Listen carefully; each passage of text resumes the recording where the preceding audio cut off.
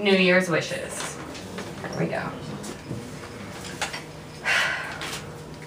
I wish I was always caught in the center of an orgasm, pressed against a woman who is always wanting to come on me.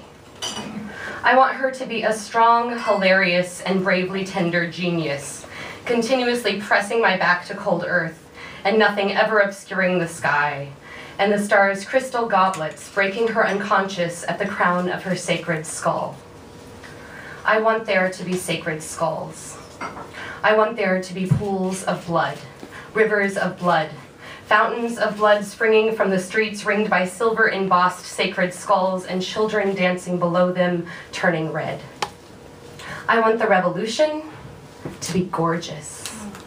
I want it to have happened yesterday. I want Obama to be totally black.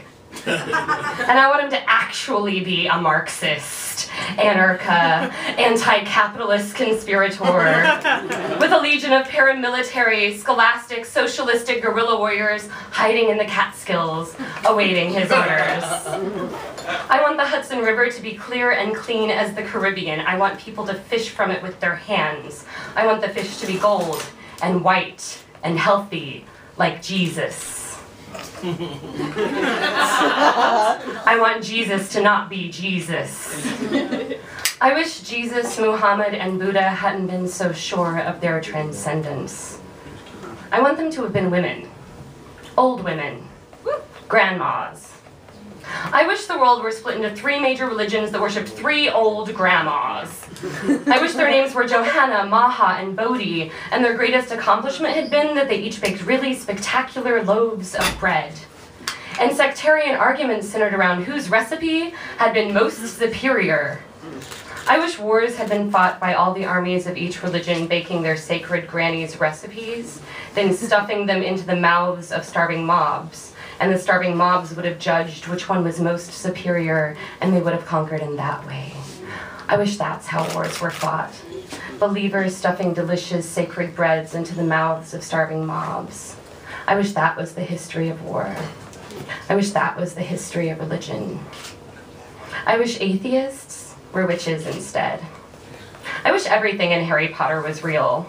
I wish I had wings and a tail and tentacles for genitals. I wish plastic surgeons only existed to make us more mythological.